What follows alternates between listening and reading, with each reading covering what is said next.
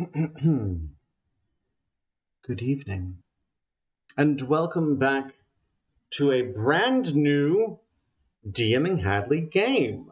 Today, we will be playing, right here, the students of Strixhaven. That is correct. Today is the first episode of the first season of the students of Strixhaven. And now we have played one game to sort of establish as a primer what this world is like. We've met a couple of the characters who will exist in this world. You'll get to meet them for the first time tonight or today or whatever time it is, wherever you are when you're seeing this. But we've got one new player at the table for sure, one new player to Strixhaven, and two new characters to meet. So I am excited about that.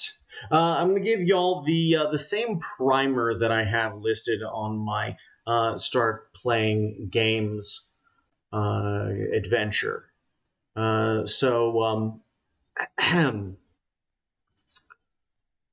A spring session is off to a bang, as established and visiting students alike witnessed a disconcerting act of violence on campus. Rumor has it that a grung teleported into the middle of the Bow's End Tavern and set off a fireball. Fortunately, some teachers managed to counterspell it before it actually caused any harm, but for the last few weeks, teachers have been clammed up, refusing to talk about who was responsible, and carrying on classes as if the whole thing was a prank or some form of performance art. Murmurs around school vary from suggestions that it was a spatial or temporal anomaly to it being a disgruntled student lashing out at the institution that spurned him, to a scholastic fraternal order trying to prove how vivid their illusory magic can be. Nobody knows for sure, but the energy around campus has some people checking over their shoulders, jumping at the slightest scare, and sneaking around the grounds for clues about who could be responsible, with some parties speculating wildly as to the culprit. And your characters are some of those people.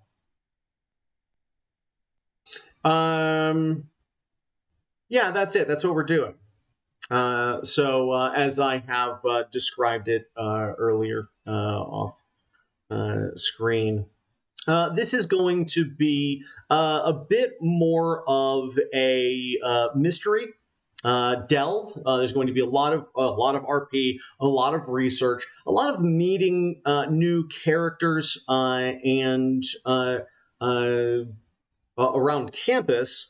And learning a lot about the history of these schools and probably stumbling across some information along the way that might turn some heads. So I'm enthusiastic about what comes next. And what comes next is the round robin. So, during the round robin, we like to do 4 distinct things. The first thing we do is introduce ourselves. The second thing we do is share with one another in the world our pronouns. The third thing we do is introduce our characters. And the fourth and final thing is offer a vivid aesthetic description of those characters so that they may live in each and every one of our brain holes, because I like to vividly hallucinate with my friends on the internet for 2 to 3 hours at a time, 6 days a week. And today is no different. So without further ado, Wyatt, would you like to take it away and show the folks at home how it's done? You're going to have to lean in so I can see what... Hey! Hey! What's up? Hey, hi, hello there. Hello. Hey, hi, hello there. I am Hello. Wyatt. Hi, Yes, Wyatt. I am Wyatt. Wyatt. I used Sorry, we had a conundrum We did. like I'm 2 so seconds sorry. ago.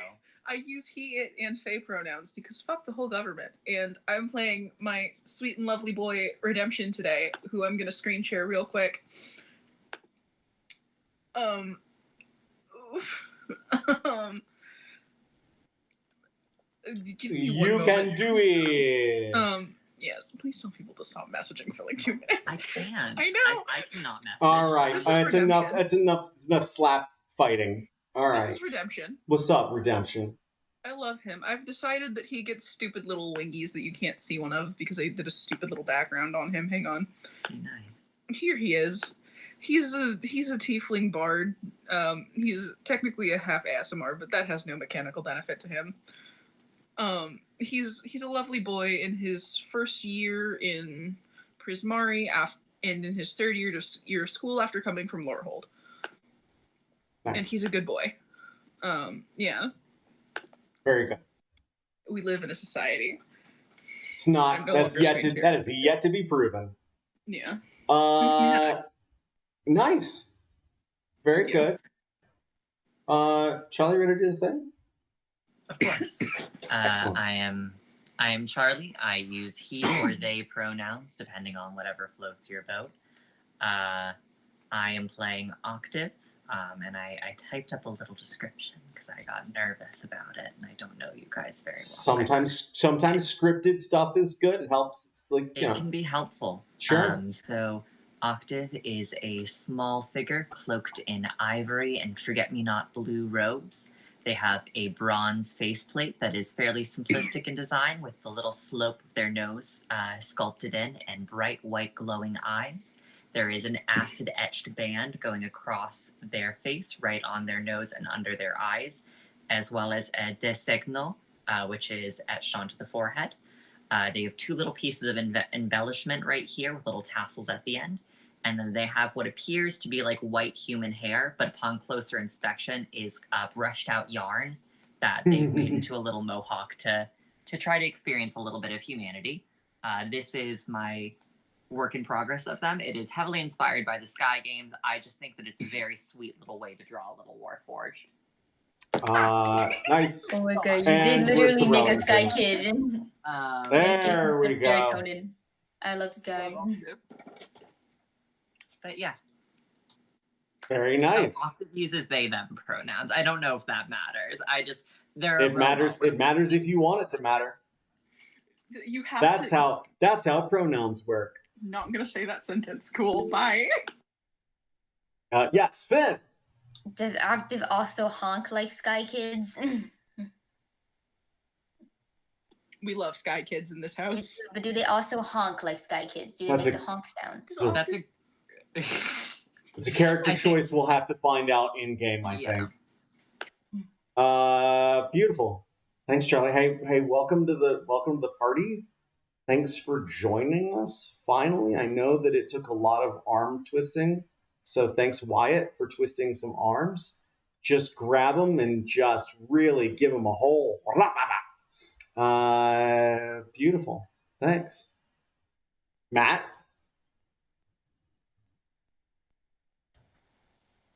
Am I up to the plate then? That's you, buddy. All right.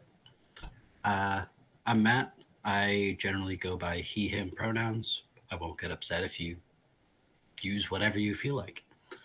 I'm playing Sethan Kalaran tonight, who is a rather fierce-looking, mantis folk. For all that he looks very intimidating, he's all of 2 feet tall. I really love the idea of like seeing them from like the ground perspective, looking up at some of the larger buildings on Strixhaven's central campus, and then seeing like a normal sized student walk by, even though it looked just forced perspective there. And he has a tiny owl familiar, which may upset some of our other students who are owling. Yeah, is my race a joke to you? Fantasy racism has come into play. The only type of racism that is allowed in my games is prejudice against elves. Understandable, man. Okay, what about against humans though? Always be racist to humans. No, humans are they're just simple creatures. You're really punching down. There was sort of an issue where humans are just sort of the bottom of the social rung, like structure.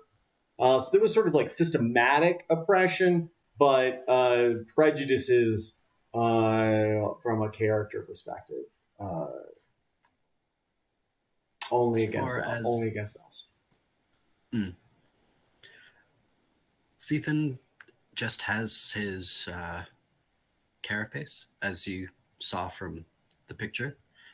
The only real item of clothing is a scarf that tells you he's a Quandrix student with the fractal patterns and some numerical formulas written on it. Nice. Do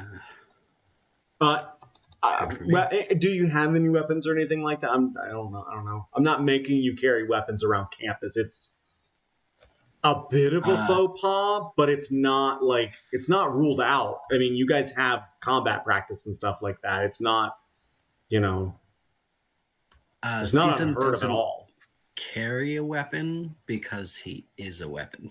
That's how I like to do it. Gorgeous. Love that. Yes, Finn. Did you just like really like Kung Fu Panda? I saw Mantis and Kung Fu Panda was like, yeah, I'm gonna do that. It's real. I didn't think of the movie, but that's a good comparison. That's a compliment, not an insult. I just wanted to clarify that. I mean that in the best way because I love Kung Fu Panda. Same. Understand. Same. It was more sucker. of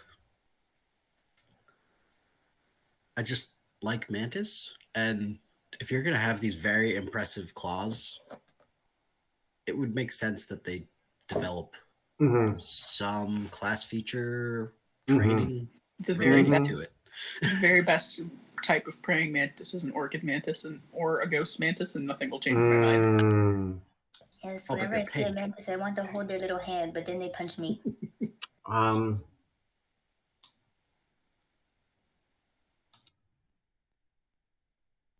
That's a real shame. I'm sorry. It'd be like that. I don't know. I feel like it shouldn't. You should be able to hold that mantis's hand without getting punched. I also have to get to know them. Yeah, it's probably just a boundaries thing. You got to take your time.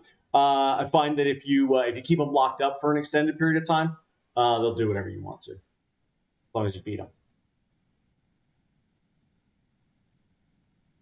Bugs. I guess other small captive animals that we keep to do our bidding. Finn, it's your turn. Hi, I'm Finn, they, them. My anxiety's high, so I might not be that productive today. But I play Athene and Owlin, so this is gonna get interesting. Because I don't think you get offended by seeing an actual owl. Because I mean, yeah, you understand actual owls exist, but like that's a little weird. It's fair. Fair. He is based off of the little owl, literally a type of owl called a little owl. They look like this. Are they little? Yeah, they are little. Look at them. Weird. He's That's small. where I got the name Athene from the scientific name. Amazing. They're very cute. Very small. Look at this one. This one's in a hole. I have this is the 3rd/4th owl first person. owl/owl person in my campaigns. Might be 4, up to 4 now. I like it. I couldn't resist when I saw that there were now official owl folk because I love Yeah. owls so much. Agreed. They are good. Yeah, he's so he's got like the dark academia aesthetic. Not dark as in like bad, just dark as in like color scheme, just like a lot of browns and stuff. So yeah, just like sweaters, and slacks, basically, some trench coats. Bunch of corduroy and. Oh yeah. Oh, did he go full deerstalker cap and London fog trench coat for his detective work? Oh, that's a really good idea. Get him a monocle and a magnifying glass. Really lean into the aesthetic. He doesn't need that. Oh, it's not. It's not for the. It's not functional. It's aesthetic. The monocle's a little too much though. Okay, just the magnifying glass. Just like the oversized magnifying glass. Yeah. Well, just a normal sized one, since because you're a small owl. Yeah. Like a 4 or something. I don't know. Yeah, he's a bard, but not in like most people see bard, because when most people see bards, they think like horny. But like he's more of like classical bard because he's like a prodigy child, so he's like knows like so he's like classically trained in like piano and violin, so he's like yeah. Plus, he's a member of Lorehold, right? Yeah. So that makes sense. Yeah, I like that a lot.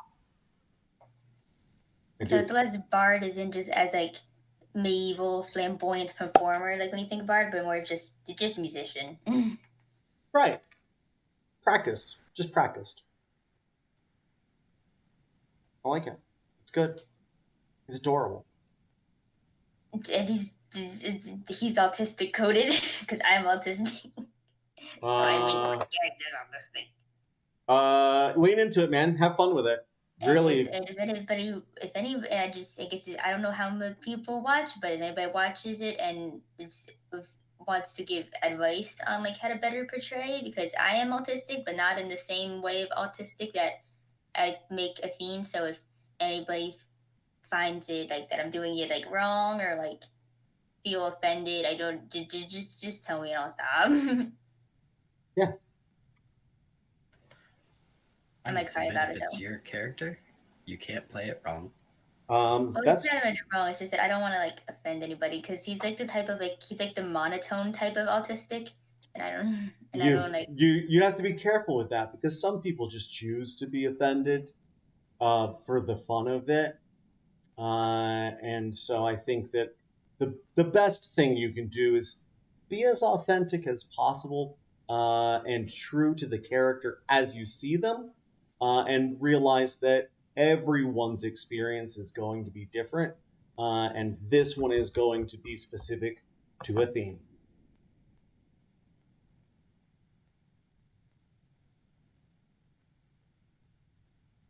Oh, okay. And that just leaves me, DMing Hadley, he, him pronouns, here for about 60% or so of your DMing needs. I have taken it upon myself to also play NPC/PC built characters in some of my games. Just because sometimes you guys need a friend who has stats to draw from. And I want to try and be authentic, now that we mention it, to the types of people that you might stumble across and the information that they may or may not be able to provide for you as you delve into the campus and its goings on, as you delve into all of this world and story in the sandbox of Strixhaven. Which brings us to the La Biblioteca. As we look over the campus, we see many students as they are shifting from class to class, engaging one another in courtyards. Some of them do seem to have a bit of a heightened level of anxiety. I forgot to share the title of this episode. It's oh my god, there's dinner. No, that's not the title of the episode.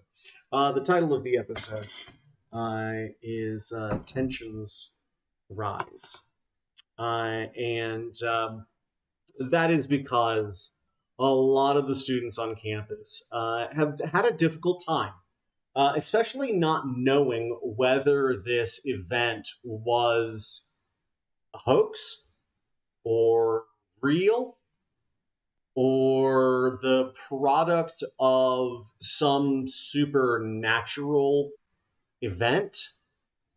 I think that Athene and Redemption, the two of you had a front row seat for this.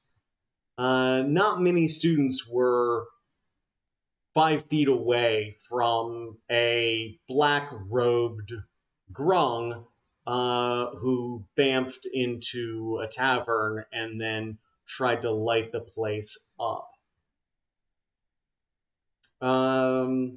And so I think that in the absence of any information on the part of faculty, the two of you have been led to the main library on campus. Um, I would like to begin with investigation or history checks from Athene and Redemption, please. Y'all can pick which one, but I'm curious to see what you choose and what you get. What were the options? Investigation. Yep, investigation or history. I got a 10 for an investigation check. Cool.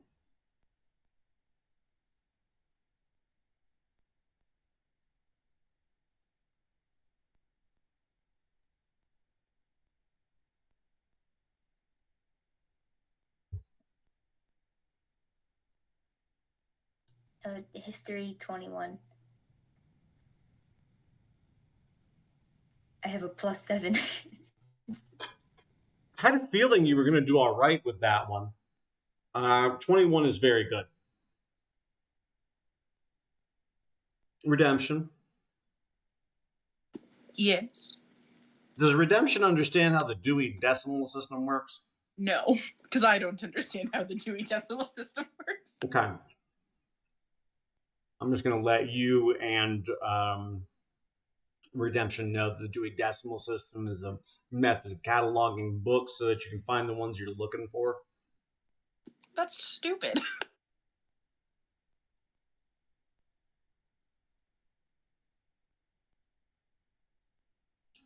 It's literally the exact opposite of that. It is on the long list of things it could be. It's on the exact opposite end of stupid. I disagree, but that's because I hate learning. That's categorically inaccurate. You hate being taught.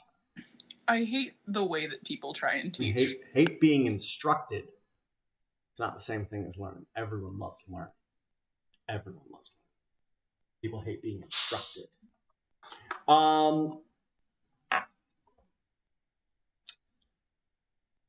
How about this? Instead of finding books that are pertinent to the history of the campus and who might be responsible for such an atrocious act, what books do you find? You can think about this for a minute and give me 3 titles of books that distracted you from 50 Shades of Grey, 50 Shades Dark. I'm kidding. Well, guys, we're not going to see Wyatt on the channel anymore. But Charlie's great. Yeah, hey, good looking out. Thanks, bud. Appreciate it, sir. I I was about to name the third book and then I forgot it. I'm kidding, I promise though. Okay. I will think of titles. Thank you. Hey, Athene. 21 history check, you say? Yes. Very impressive.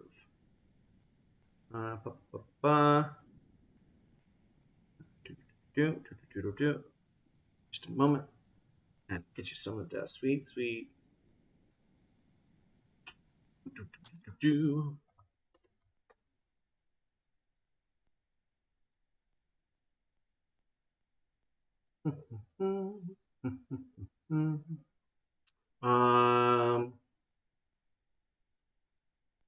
As okay.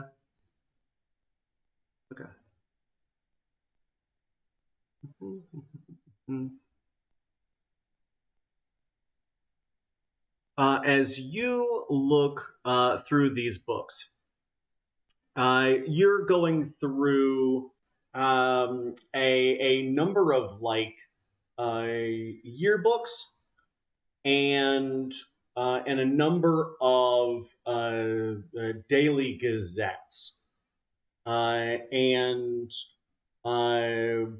the Strixhaven Sonnet is what it's called, and they are very short form, but somewhat dense little nuggets of the happenings on campus that are put out as a small pamphlet, as if a daily journal of the campus, those things that are worth mentioning. As you flip through a number of them, you see these very curt reports on what's going on. They are a title and 14 or so lines of almost poetry. But as you thumb through them, there's a couple of things that stand out in the history here. And one of them was a Gazette edition, upon which there was simply one title and one poem. None of the other pages are covered. In fact, they were specifically left blank. And the title of that poem is A Student Falls. And as you read about it, you read that there was a student who died on campus. They were unwittingly and unexpectedly smited when a necromantic spell was cast by a fellow student, costing that first student their life, and leading to the expulsion of the other student after cries from students and teachers alike decided that his presence was a disruption to campus life.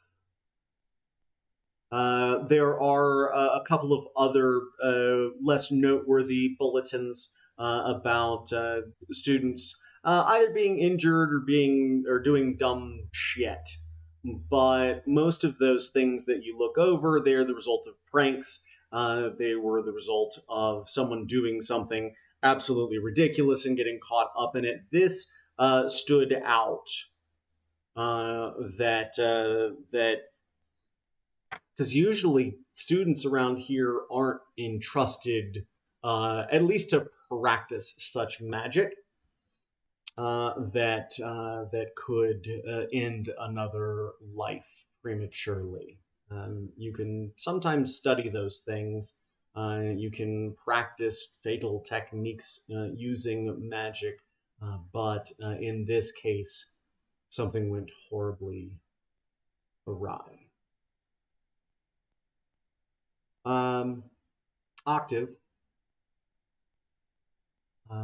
as you look up from your desk, you see a bumbling tiefling.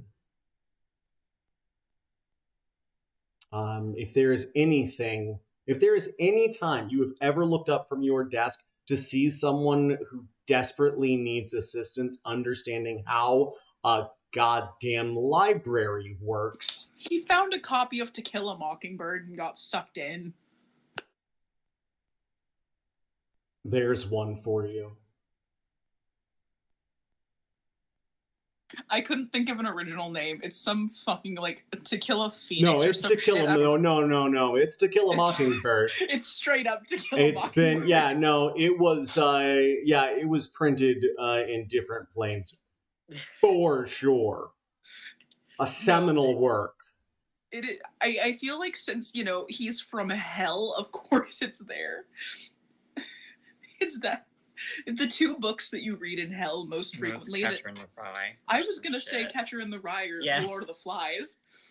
Lord of the Flies, but they refuse to interpret it with any nuance. Yeah. They're like, this is so just humanity. so just Lord of the Flies. At Avernus Community College, they don't let you give a nuance to anything. It's nuance to anything. They just make you read The Catcher in the Rye without any shit. Sounds right. Badly. Yeah, he's reading To Kill a Mockingbird. I could have swore that you were gonna just reach out to a bookshelf off screen and pull a copy of Killing Mockingbird when I saw you turn. I used to have like 12 copies of it. Hang on. I really like that book. Look.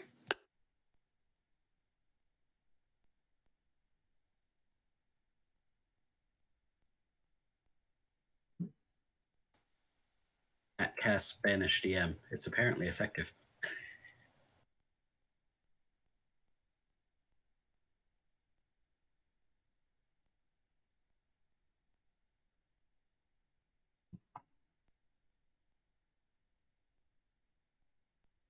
If we're having a book corner now discussion, I have the 4 set of the Lois Lowry's The Giver series. No such luck. There was a chance, but it was a slim one.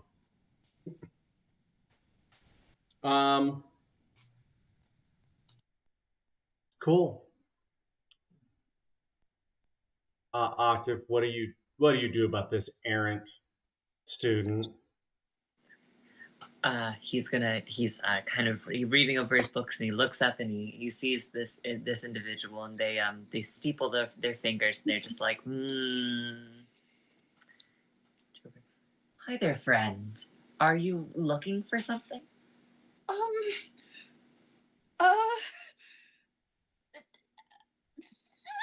Perhaps I can tell you. Perhaps I can help you. Do you know the author's last name? I'm really not Perhaps what genre it was in? I'm not looking for anything. Why else does one come to a library? Because I think a bunch of people just died and we were told to come here. Point of order. Yes, Hadley. Nobody died. Look, man. That was 3 weeks ago. After one witnesses death, one typically goes to a funeral. I'm not sure you're at the right location. I am honestly having a hard time remembering anything that's happened in the last 3 weeks. Not gonna lie. The level of anxiety, I want to be very clear. So fucking high. It's perfect. The level of anxiety, yes. The maybe ability to differentiate whether people died or not, also acceptable. I just need to be clear that literally no one was even injured.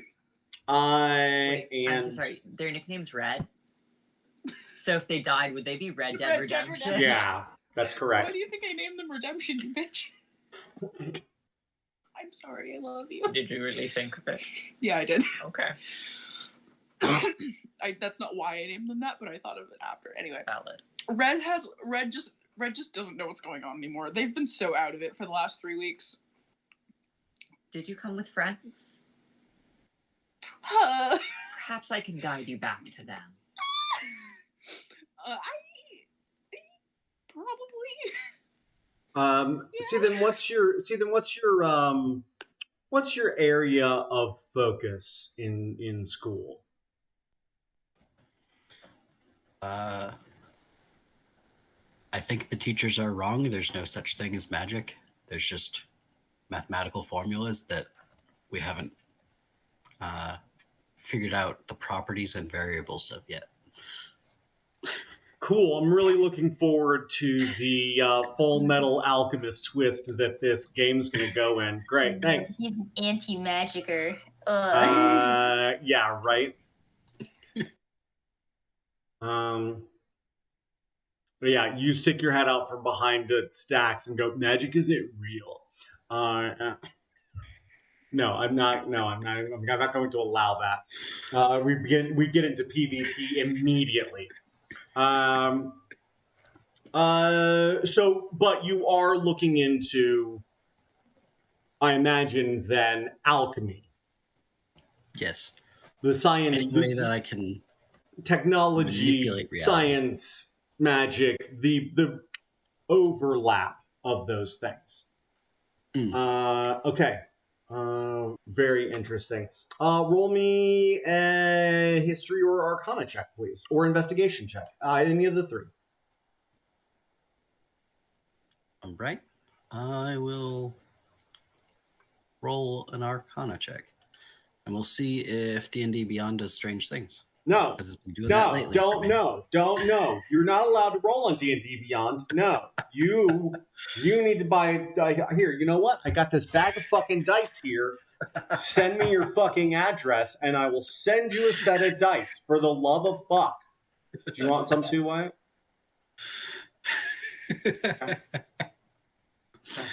I have heaps and heaps of dice somewhere. Then grab I haven't one used them in a with while. 20 sides on it and roll it.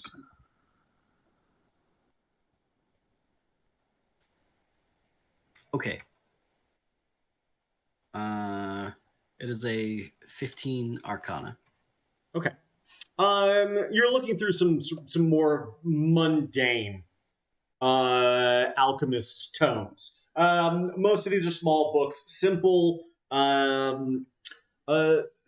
explanations for the use of geometry to tap into what is otherwise a natural phenomenon.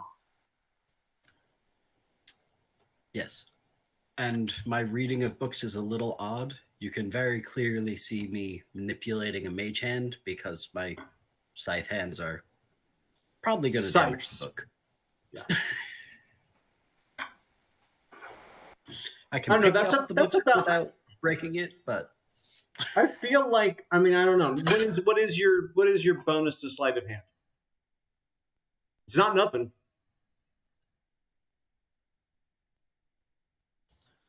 3. So, yeah, you're actually pretty dexterous. I would give you that you could easily flip pages, but I appreciate that you may choose instead to use the mage hand for sure. But there's also probably not many things you couldn't slash through with those scythe hands. A mantis of that size at 45 pounds probably would hurt almost anything. As you look through these tomes, what sort of school of magic is enticing to you? Are you thinking about transmutation? Are you thinking about conjuration? Are you I like transmutation and abjuration. Abjuration. Okay. I like changing things, and I like changing magic. Okay. Do you roll me an just a Arcana check. Okay. Never mind. That was a roll 20 roll again. D&D Beyond. Mm-hmm. That was a much worse roll. It's a 7 total. Okay. No, what I'm doing here is just seeing if you are able to create these sorts of sigils and these sorts of alchemical uh, maps, for lack of a better term, without having to literally draw them out in, ritual style, essentially. But currently, you think if you draw the right circles and squares and triangles and arcs and stars and rainbows and puppy dogs, then you can draw magic from the world. It is still a purely academic endeavor for you right now. But as you are looking through these books, what's your workstation look like?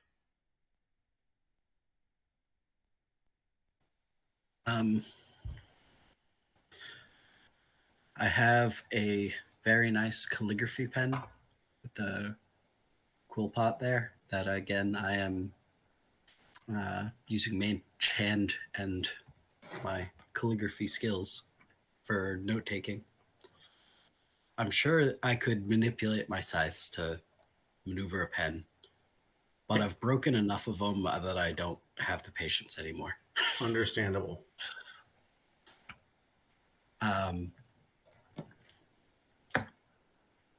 My notes and the books are well away from the quill pot, so I'm not going to drip everywhere. I got a nice bag of sand next to me for blotting and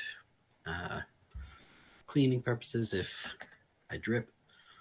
And I'm pretty involved in my task of researching these formulas to see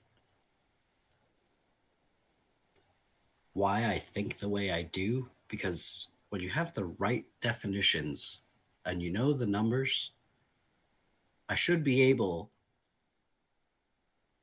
to change the position of that chair over there, but I don't cast any spell to do it. I just change its position.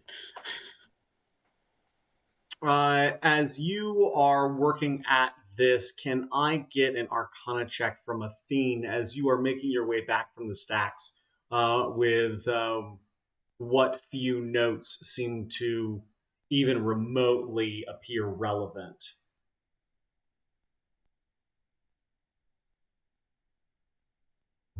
15.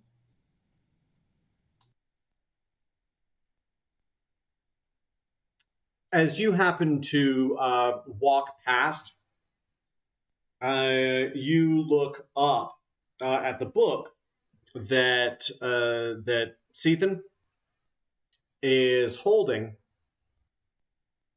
and you can see that there's a smudge on the page. It looks like there's a triangle on the page, and there's 2 marks on one side, and then 2 marks on the other, and then 1 mark on the bottom. And as you look at it, you happen to see a glint of light, and realize the triangle that is sort of being traced in the air by Sethan. You're doing that downward sort of hash mark, and that downward sort of hash mark is in pen, but it's not quite the same color of the ink as everything else. It looks like somebody just accidentally marked the page with it, and you notice that mark is out of place. Athene.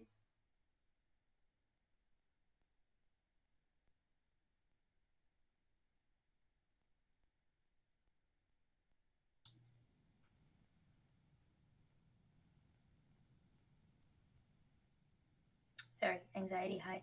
Um, um, yeah, they're so deadpan. They probably would say something. uh,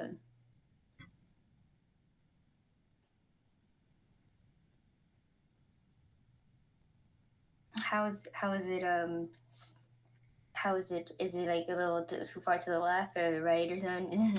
It's there at all. There's just at the bottom of the triangle. There's just this like one little mark. It looks like it also sort of like trails off where the others seem to be very exactingly marked on the page. You think somebody just wasn't paying attention with their quill while they were reading out of the book and just. Oh, so there's like an accidental extra line. Yep.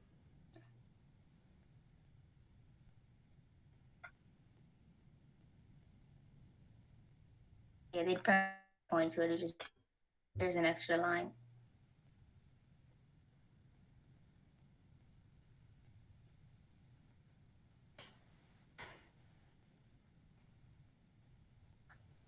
I wonder if that's why this function doesn't work.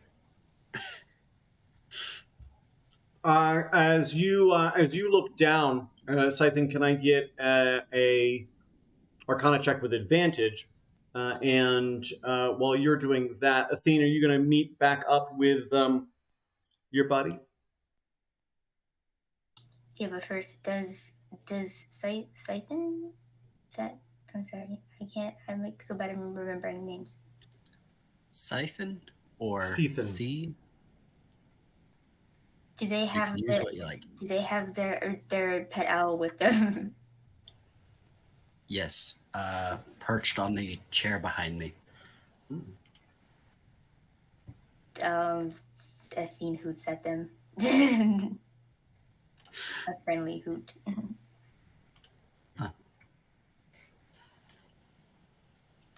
I love that. Nice A acknowledgement friendly hoot. hoot.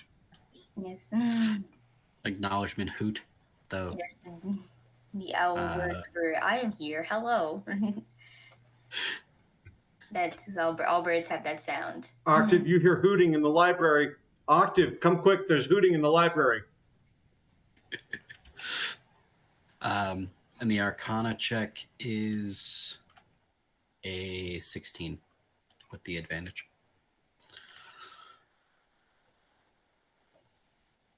As you look this over, you sort of scratch at the ink on the page and see it begin to flake off. Obviously not part of the original. But as you look at it, you actually don't feel much better about about the functionality of it. Like, oh, I think you actually look at it and you're like, that's the ticket. And then you're like, but I don't actually get anywhere with, oh no. It still is incorrect in its definitions.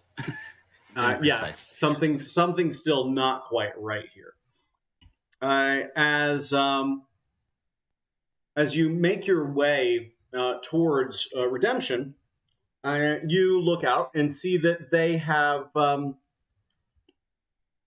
they have a seemingly almost desperate sort of automaton that is trying to help them, and both of them seem a little flustered in this exchange. One trying to help the other one obviously helpless.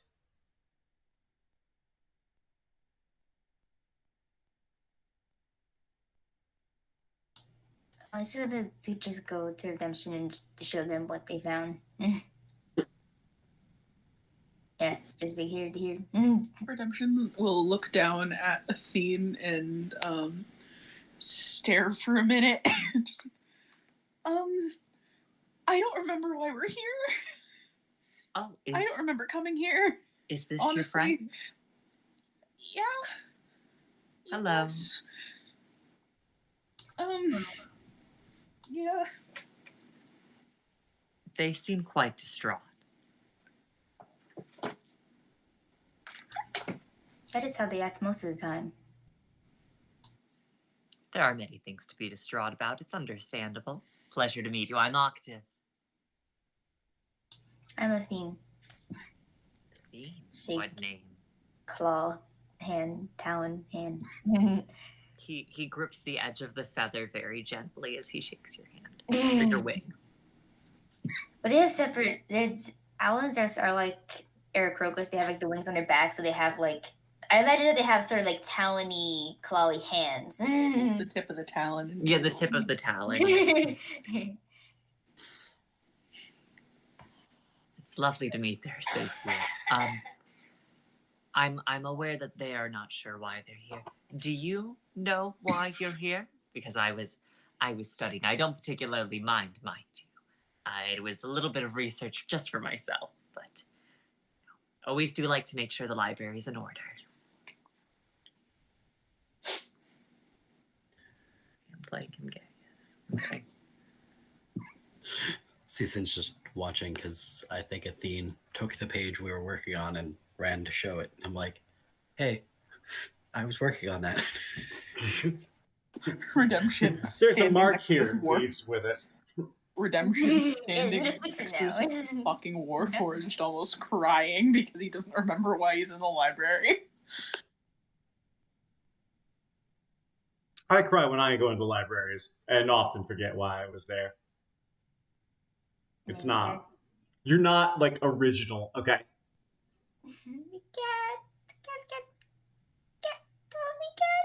Come to me. Kitty, kitty.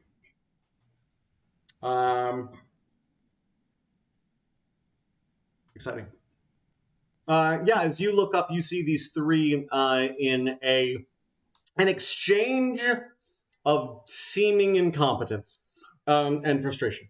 And as you look out, Octave, you see now that there's another student somewhat questioning and somewhat delighting in this exchange, which does seem a little, I would just say only moderately out of the ordinary these days.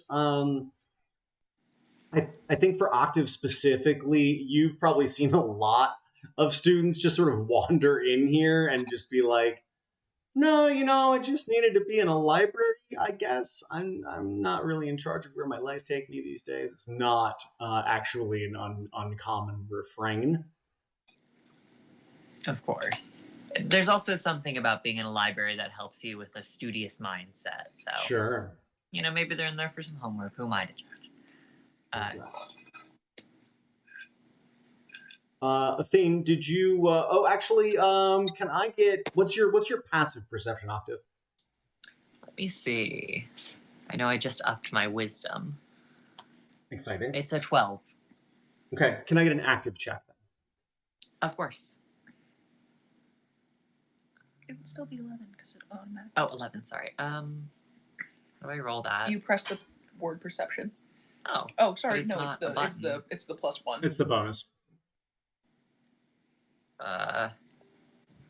I don't know. It It's the said 5. virtual tabletop not found, and then it said 516. You don't have to roll on the website. Oh. Okay. Do you have Dice 60 or do Yeah, you I do. to use? Yeah, get some get some dice out, yo. Oh yeah, I got 4 sets over here. Oh no, Kitty wants the dice. He wants my potatoes. Yeah. Give the kitty. It's a 13 plus 1, 14. As you look down, the bulletin, Bugbear. the Strixhaven sonnet, you recognize this particular edition.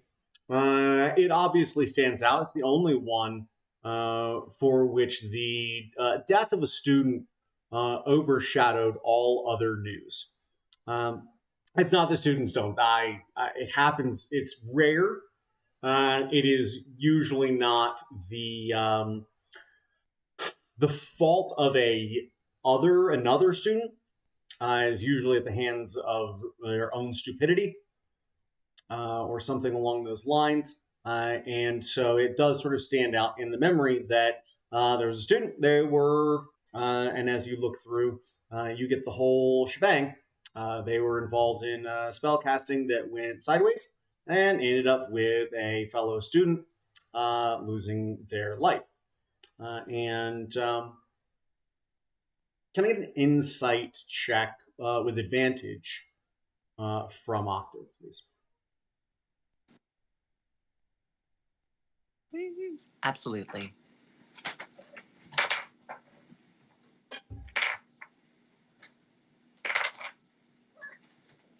Baby, I know. It's a 17. So as you look at this, Athene is not the first person in recent memory to have dug up this edition. In fact, a number of other students have looked at it, at least 3 that you're immediately aware of, and you're sure you've seen people poking around in the Gazette section. And so as you look over it, you realize that like everybody's trying to figure out what the hell's going on here in campus. And can I get a history check? And I'm going to give you advantage on this. So you're going to roll twice, take the higher of the 2. Of course. And see how that works out. Hot dog, it was a 19 on the first die, just dirty. Nice. And then Oh, history, so he is a 20, that's going to be a 21 for history. Okay. All right. As you are thinking about this, there's a couple of things that come to mind. The first thing is that the student involved was a bullywug. Oh, and it was, I mean, years and years and years and years ago, almost 2 centuries.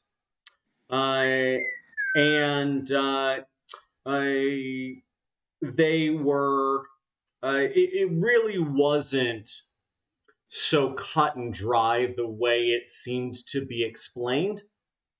As you have read a lot here in the library, you recall that it wasn't necessarily an accident. It was the unfortunate side effect of life-draining magic. I was going to say, was it like a student duel that had gone wrong? No, it was more. It was more that the student was doing something that they very much should not have done. The academic understanding of magic and the practice of magic of this type, never the twain shall meet on campus. Oftentimes, if anyone was ever practicing life-draining magic, they were doing it with creatures that were not otherwise sentient. Yeah. Yes. I was going to say, that sounds like, God, what's the college I'm looking through? My notes I wrote on Strixhaven. It looks like, that sounds like Witherbloom kind of shit. Yeah. What's a bollywug, or what did you say it was? What is yeah. that? Toadman. Yeah, a frog and toadman. That definitely sounds like a very froggy word. Yeah. It does. Goopus. It's very indicative of what it is. It's a well-named species. I don't like the frog slander here today. You know, we're not about frog slander. Okay. Ooh. But so it sounds like it was. You said it was of his own stupidity, though, right? No. In this case, it was a malicious act that was treated as an accident. It was a murder. Yeah. Is there any record of like around? You said it was about 2 centuries ago. I'm sure there's record of that, though. The Strixhaven's been around for. Funny you should mention that, because the history at Strixhaven has been very specifically scrubbed, and you know that. That's part of your history knowledge in that check, is that what you were able to find out about it was a note in a book that just simply fell out as you were reshelving. And it was essentially a folded up front and back piece of parchment that was very detailed, written by hand, obviously in a hurry. And it essentially said this: the death was no accident. As you sort of skim through this, you see Mergaxer was a madman. Well, mad bullywug. And it goes on to list that he was very dangerous and should never have been allowed to come to Strixhaven, and that the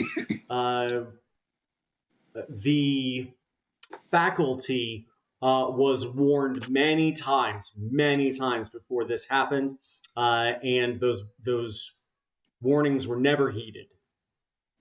And what was that name again? Just so I can write it down for my Here, I will actually. I'm pulling this straight from the lore. Thank you. And there's that. He's gone against frog code. That is not something a little frog on a lily pad would do. Correct. Please don't bite my goose. That really hurt. I will also say this. As you think about this, you are forced to consider that grungs and bullywugs are often misidentified. Both being toad-like races, it would be easy to confuse one if someone were to simply describe them. Well, they sort of look like a anthropomorphized frog person. Do we have any details on I apologize. I just heard you say the name, but I'm not sure looking at it how to pronounce it. Mergaxer. Mergaxer, gotcha. Do we know any distinguishing details, like if he has a particularly hairy wart on his back that I could use to identify him, or like a scar or any sort of pattern that might be used to tell if perhaps the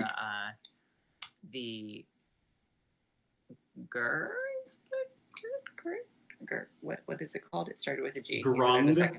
Grung. There we go. I got partway there. If the Grung and this figure are the same person, and maybe he didn't die, but probably did. I don't know. Goose. You're gonna have to do some research. You don't immediately have that information at hand. Of course. Okay. But it could be. It could be in this library here that you happen to be in. And what's your passive perception, Sethan? Is it all right? We're gonna settle on this right now. Is it Sethan or is it Scython? Sethan. What is it? Sethan. Sethan. All right, everybody. It's Sethan. Cool. Okay. What's your passive? I'm seething. Very good. Passive perception is a 9. My owl has a 13. Okay. Can I get an active check from each of you then?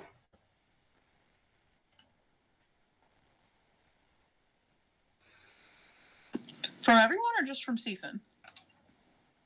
From Sethan. And what's your owl's name?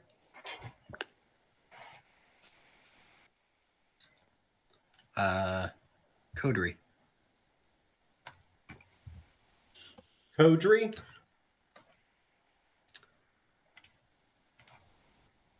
This is the word that came to mind. Okay. Like coterie? Okay.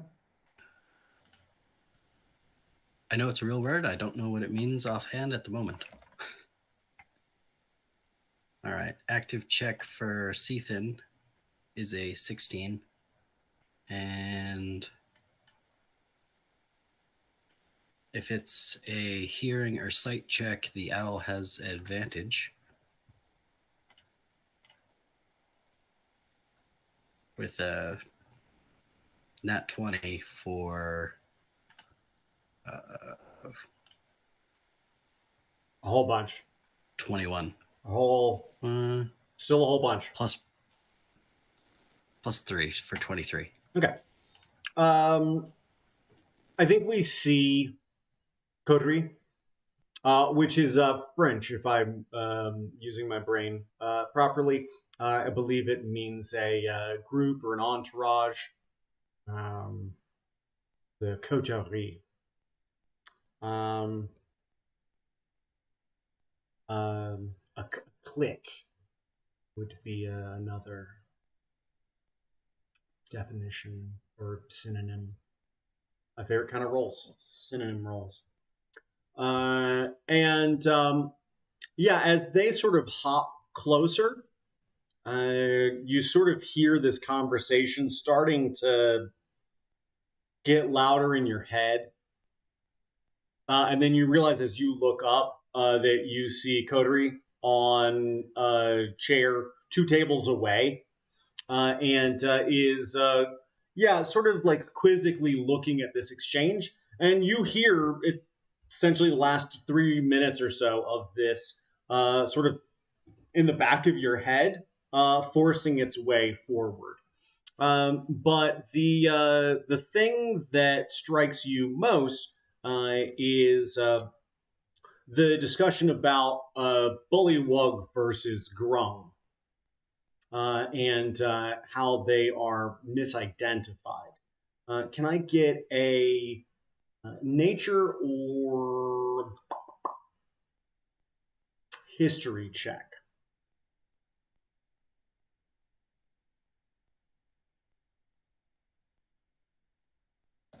Sure, I can get a nature check. Just a moment.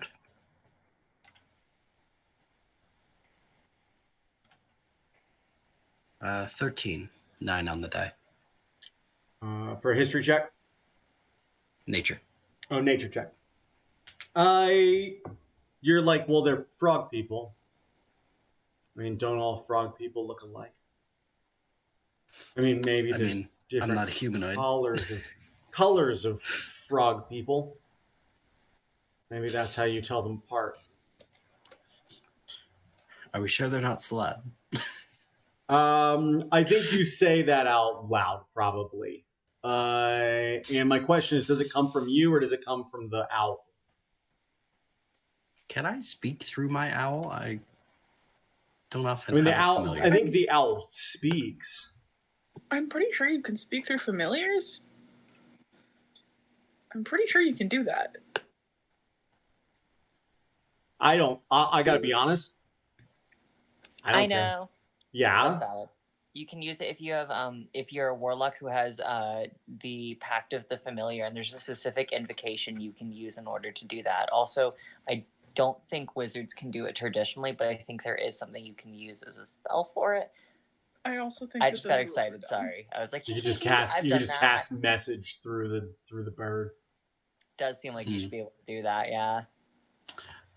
Yeah, I can listen through it, and while I'm listening, I am blind and deaf.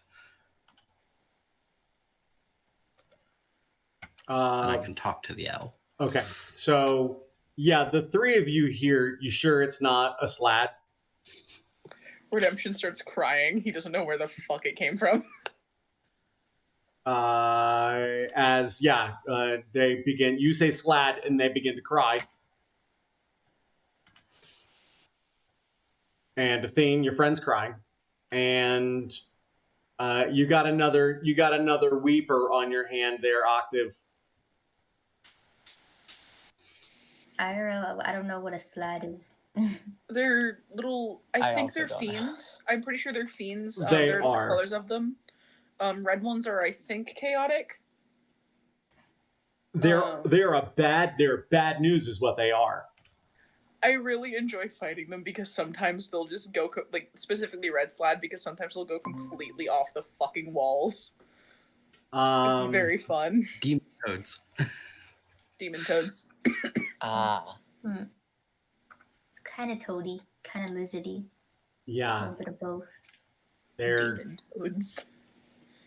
they're not. Hey, y'all, they're not great. I'll tell you that They're much. hell toads. They're not great. Not for NP or not for player characters. They're not great for NPCs either, for that matter. But not just bad. But the three of you do hear someone chime in, and Athene, can I get a nature check, please? Clever Mr. Owl. It could also be, perhaps, a bullywog. Although I'm sure you knew that. You're very clever. Owls are renowned for their wisdom.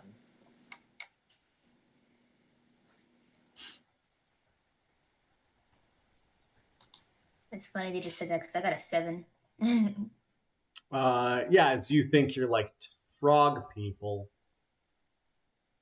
I don't know what slads are. I don't know what bullywogs are. I only heard grung the first time 4 days ago, and someone told me that that's what they thought it was. The first couple of weeks, y'all, I want to see, was very difficult. People were there were some significant absences from classes. It was a real humdinger. But yeah, as you guys sort of got back to it, someone did say, "I think they were grown. I think it must be like that, right? Those are frog people." Hey y'all, this game is just going to be about learning all the different types of frogs. Hell yeah! There's the froggy hat kids. There's real frogs. There's welcome to our frogcast. Where we're going to dive into different frogs and explain to you where they exist on the Dungeons and Dragons alignment chart. Budgets, I feel like they're called buckets or budgets. I mean, they're definitely chaotic. They like to scream. Pac-Man frogs are chaotic neutral. You can't change my mind. Fair. It's Wednesday, my dudes. Thank you all for that. Thank you for that. I couldn't have done it without you. As the four of you are sort of like looking at one another, wondering which one of you is going to tell the other one that you don't know what frogs are. You hear Octave. Octave, can I get your assistance, please? Yes. And as you look over, you see a pretty sizable human woman. She's probably about 5'9", and she's every bit of that wide. She looks like she could tuck books in the different curves of her body. And you know, under boots, you can fit tons of books you there. can fit so many boobs under. Nope. So true. And she pulls out a number of books from the folds in her body and begins handing them to you to reshelve. Oh, okay. All right. And he puts out his little arms and he stacks them all up, and he will ask, man, I wish that name stuck in my brain at all. Sethan. What's the name? No, not Sethan. I know Athene. No, the Redemption. No, the nasty man. Oh. In the chat. I know. I just don't remember how to pronounce it. Mergaxer. I'm gonna write down a phonetic pronunciation for me, so I don't have to keep asking, because that is not immersive in what we're looking for here. Mergaxer. Okay. While I'm reshelving these, do you perhaps recall a former student? It would have been before your time, I believe. You are human. That was a statement, right? I was looking for any information on Mergaxer, I believe. as you say that to her, she doesn't seem to like that at all. Her name is Solana. Solana. Gotcha. And as you utter that name, you see her eyes squint, and then one of them start to sort of like tick nervously. And she says, "Shelve the books, please." Of course. Simply trying to indulge a curiosity. I'm sure I'll find it somewhere amongst these shelves. Not every question needs to be indulged. And she looks at you with a very stern face. One of the great mysteries of life, perhaps. I'll get to work. And kind of looking away. Can I get an insight check from you, please, Octave? Absolutely. So true. That can't be right. I think I just dropped it. That can't be right. Listen, I'd never trust it. If I don't do like if I just kind of drop it and it lands on a 20, it's not real. My beloved, you can roll it on this. Well, I got an 18 in total, so still not freaking bad. I'll say that.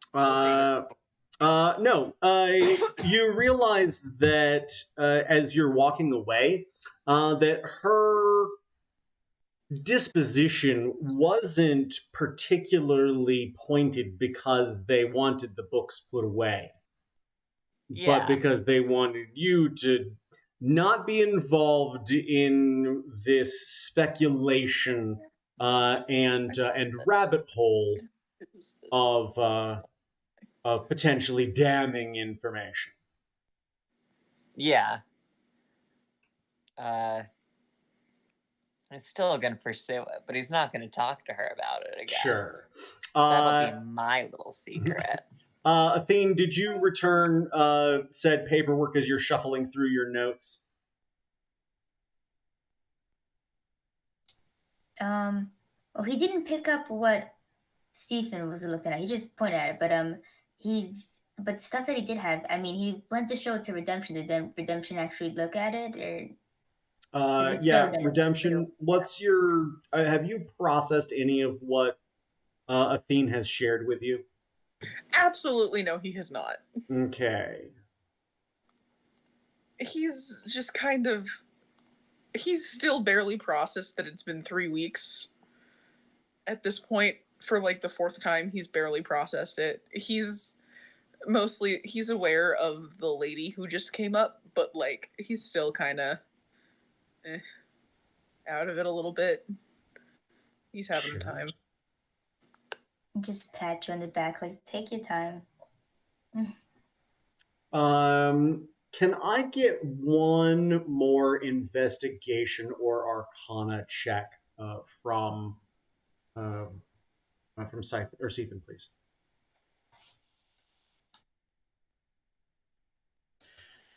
Investigation or Arcana? Mm-hmm. You said? Yeah, Arcana. All right. Arcana for 18. As I think you're looking, you like flip the page to the next diagram. And as you're looking at it, I think we just see like that Quill taking notes.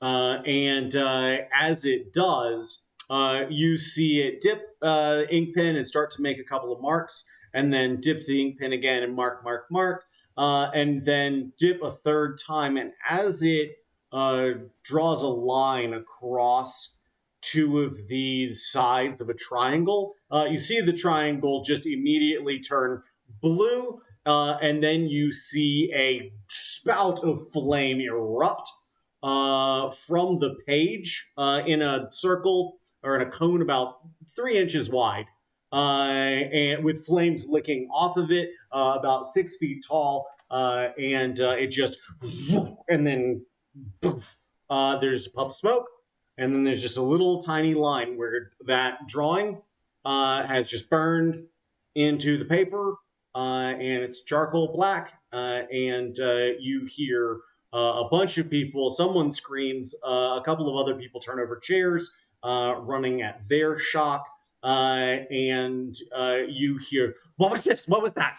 And you see the librarian as she rushes forward, panicked, and there is a cascade effect here. Someone goes running out of the library screaming, and then you hear a commotion begin to coalesce outside.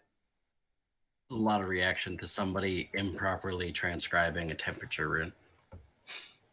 Yeah. Yeah. Or properly, but you're always supposed to leave that last little bit out.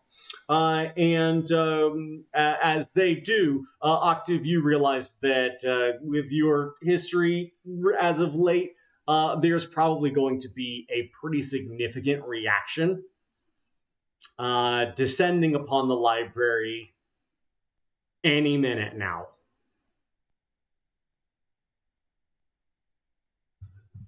Again, not the first time that something startling happened and people started freaking out.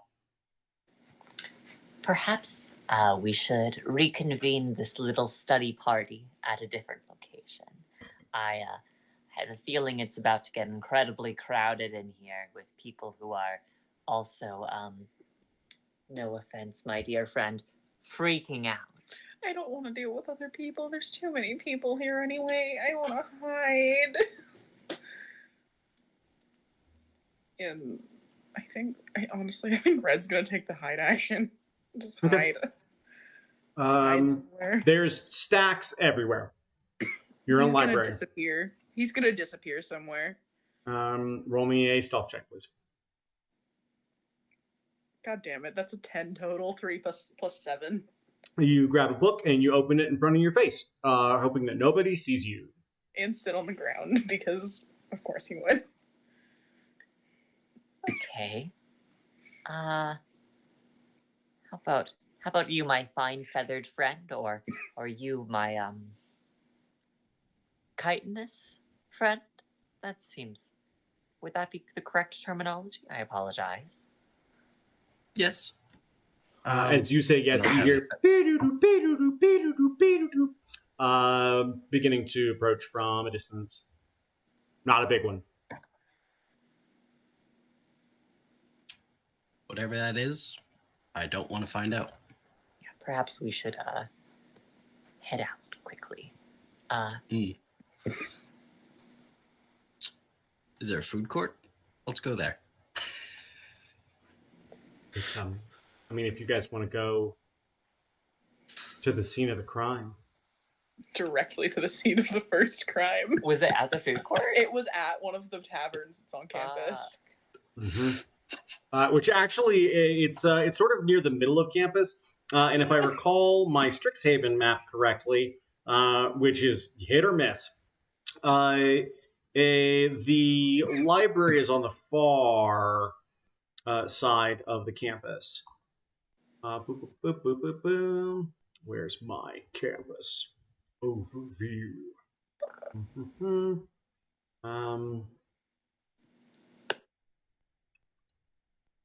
No. Yes. Oh no, it's actually just outside. The Biblioplex is at the center of the campus. It is this structure here. This is the entrance to it. Right there is the entrance. And you come in, and here's the archway, and there's this big dome. And then from there, there's wings of library. And y'all are on the... Let's see here. Y'all would be on the eastern wing of the Biblioplex in the students' library. The western wing is reserved for teachers and graduate students, people fourth year and onward, and is restricted access. Octave, you don't even have access to that currently. You may or may not know what it takes to get in there. But as it stands, it would be off limits for you. You're not even allowed to let somebody in. Would we perhaps feel comfortable congregating in the Archway Commons, or we could find a little spot to eat if you were feeling peckish? And I am curious. There are more than a few eateries on campus, although I don't have a specific location in mind. But I've been told that there is an Izzy's sandwich shop on campus. It is an interplanar franchise. And they make a real good hoagie, y'all. That's all I'm saying.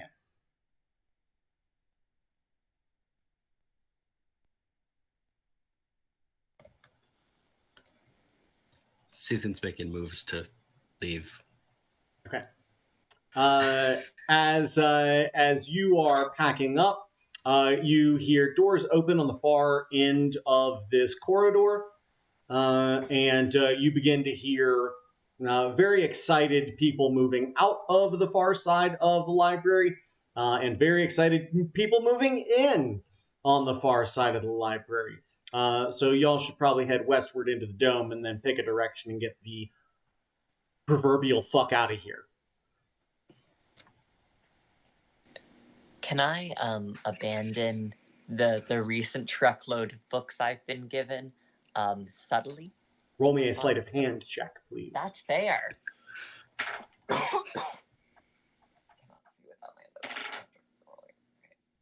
You can roll.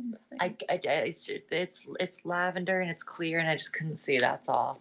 But it's a 15 on the die and then it's sleight of hand. I did so good on this one without even knowing. It's an 18.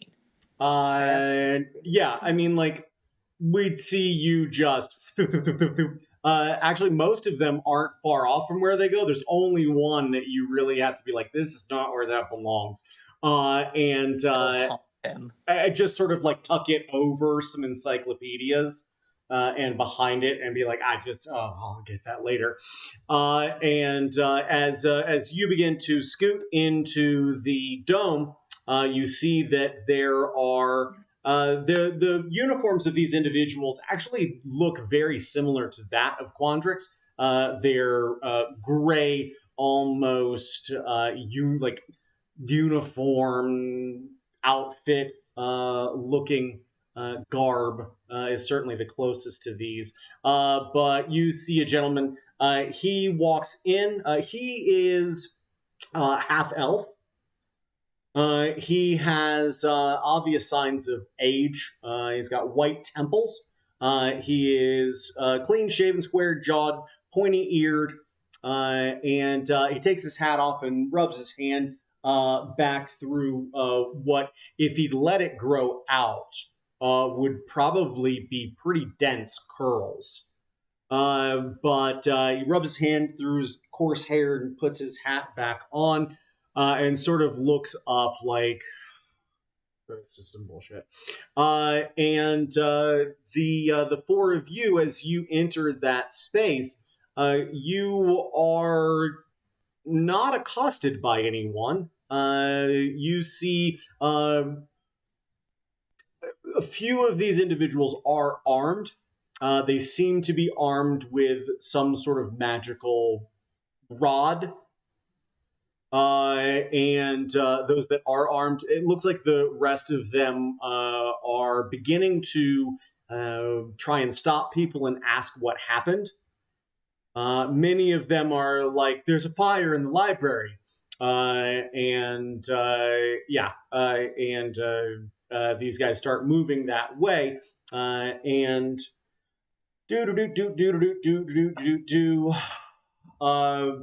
one of them walks up directly to Redemption and says, "Where's the fire at?"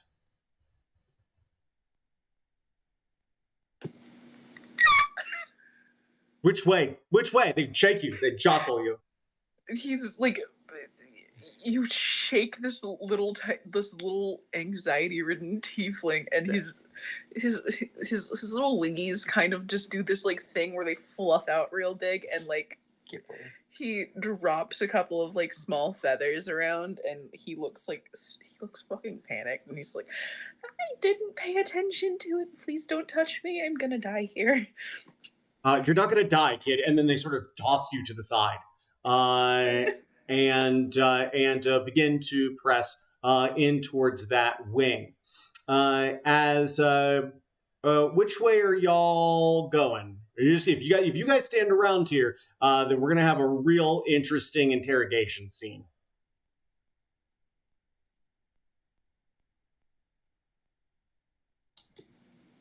Carry on, my westward son.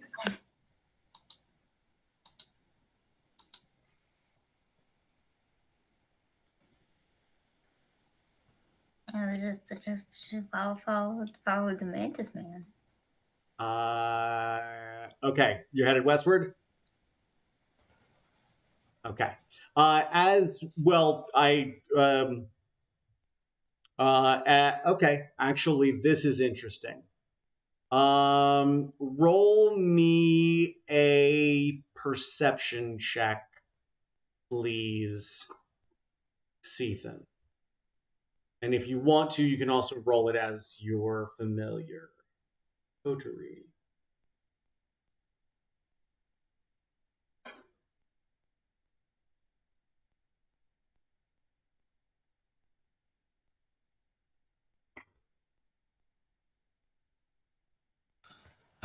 Sure. So my familiar gets a dirty 20, and Sethan gets a 15. Okay. Can I also get a perception check from Octave, please?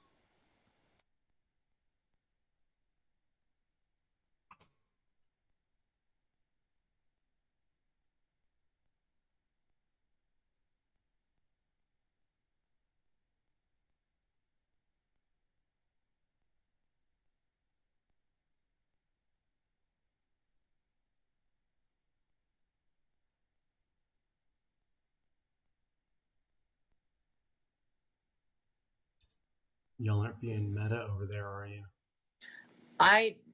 He's complaining because he actually rolled his dice well, and they rolled really well. He got an 18 plus 1. I just feel like it's been too many. It feels fishy. It just feels fishy. You rolled a dice, and I watched you roll it onto my notebook. It's called narrative.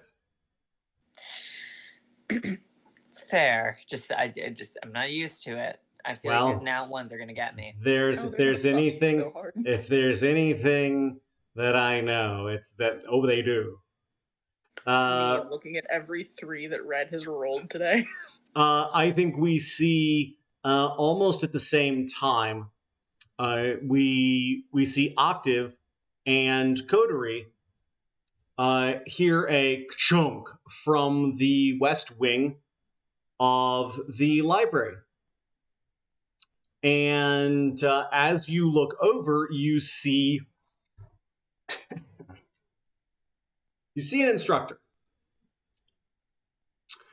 He is wearing a corduroy jacket with leather elbow patches.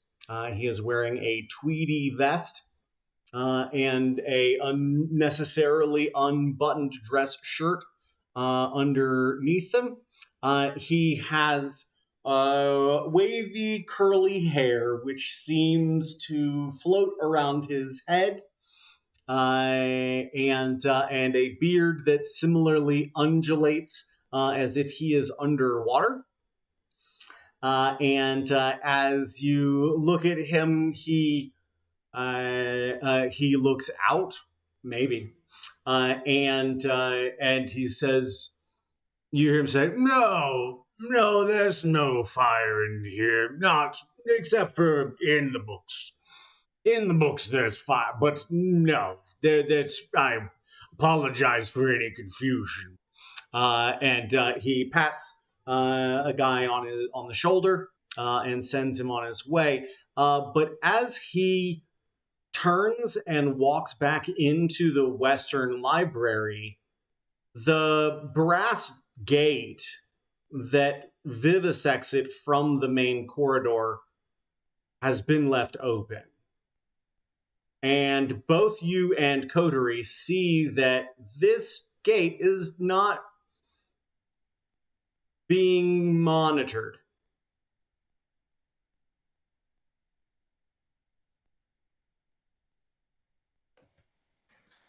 It looks like a prime way to not be noticed. And my very tiny owl will go out the top and I'll skitter out the bottom. As you scoot through that little gate and look inside, the interior of this hall is densely packed with books. Densely packed. You can see each one of the stacks is nearly 20 feet tall. 18 feet to the top, and then about 2 feet of space up top, and there's more books shelved between there and the ceiling. And as you look down each of the corridors very quickly, you can see that there's not like traditional lights in here. The books themselves seem to offer an almost luminous quality to this space. And then you hear, and then you hear a cork pop, and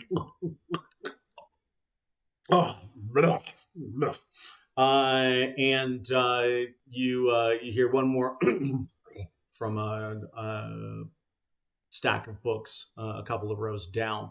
And I don't think there's a way, Octave, that you missed that a pretty significant looking praying mantis and an owl just went into the restricted stacks. Yeah, I think he was about to be like, I think they were about to be like, see the, oh, well, always kind of wanted a reason to go in there, but it's definitely off limits. Little nervous one. What do you think?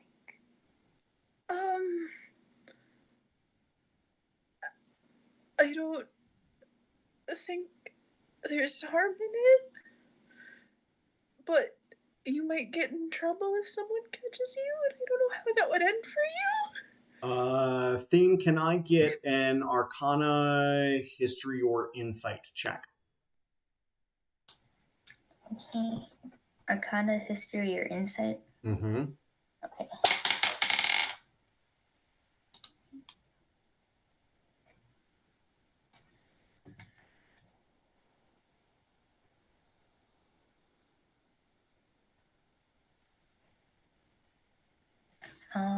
My History and Insight are both the same.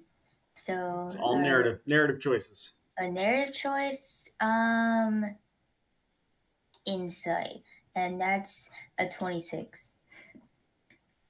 Jesus. 19 plus 7. Okay. A few things come to mind very quickly. The first is that you're a second year student. I don't remember what I made him. I think second. I think he was second. I think that Redemption was a third year transfer. And you realize that it's gonna be 2 to 3 years before you could get on the other side of that gate. And if you don't go now, you're probably not going to get another chance. Hadley, I have a question if you don't mind real quick. Sure, what do you got? Redemption's a third year student. Would he be allowed in there? Absolutely not. No?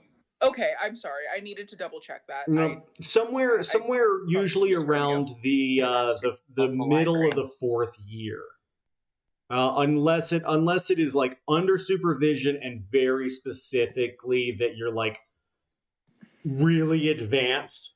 And it's just, I mean, like this school is full of exceptional people. Fair. So yeah, you usually it is not until you are on the track to become a professor that you are granted access to these halls. Sister. Fair.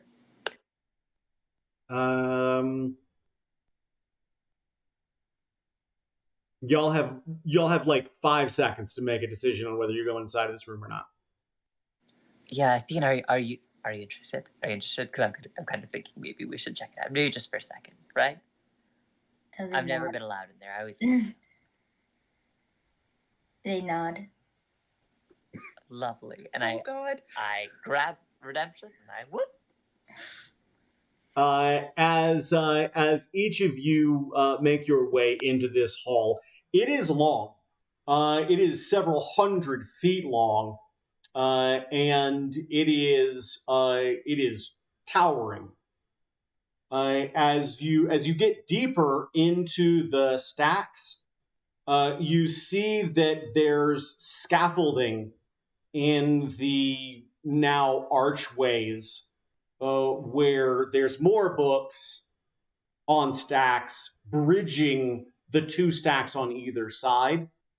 And you just see it is dense.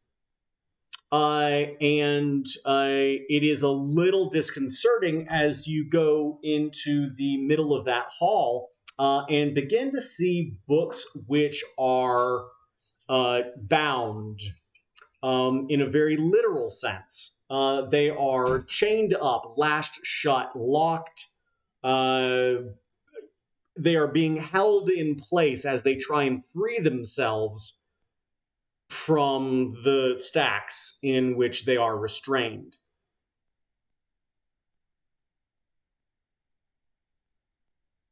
There's a lot of magic in here.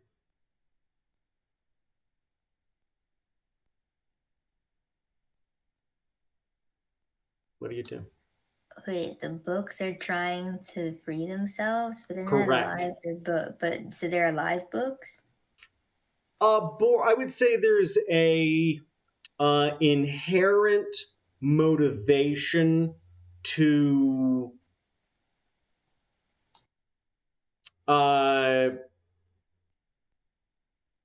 expel excess magic. Oftentimes, magical tomes are a focus for spellcasters, but they are as much a focus as they are a font of magic. Writing magical inscriptions in books, as per Cethan's understanding, taps them into magical energy, and it's kind of like trying to cap an oil well once it's been done. It's pretty much impossible, no matter what someone says. You're just going to get oil on your hands. And in this case, these books have tapped into magical wells, and that energy is trying to get out of their pages, many of them from magic users who passed hundreds of years, maybe thousands of years. Imagine being magically constipated for hundreds, if not thousands of years, and you're just trying to get it out. And it's not so much that they're like trying to free themselves as much as they're just trying to like, let me get that magic through me, and instead are being tethered and locked and lashed and chained. Not all of them, but not an insignificant portion as you make your way deeper into this wing. This is fascinating to see them. see them, roll me an investigation check, please.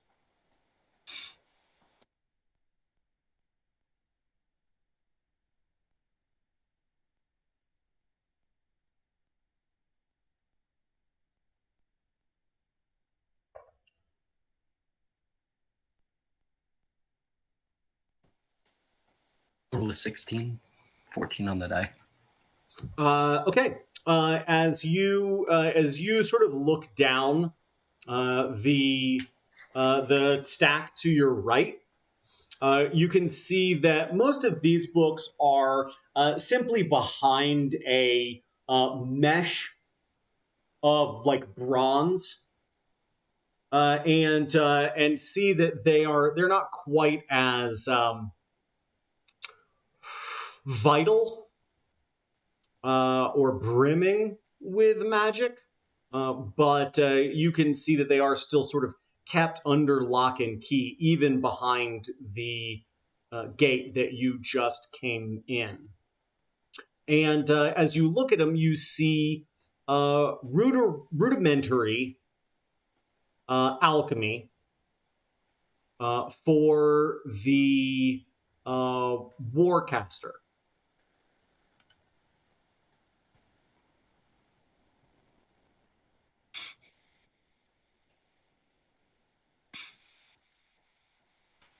Okay.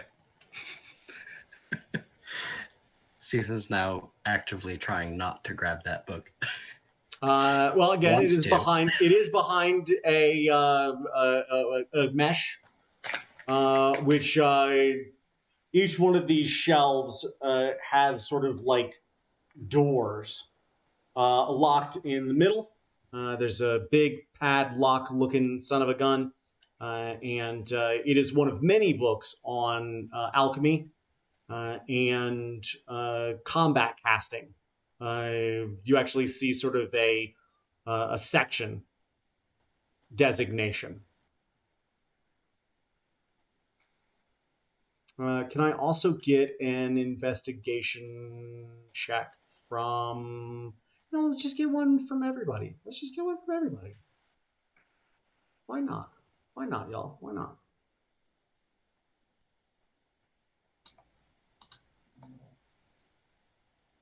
$16 total from Redemption. Not bad. 10 total from Octave. Okay. Artificial 20. Ooh. Octave, I think that you were just a little you're sort of captivated by the scene at large. And I think that you I think that what you get is sort of the lay of the land, which is that the books that are actually closest to the exit are the often referenced but not particularly powerful source information.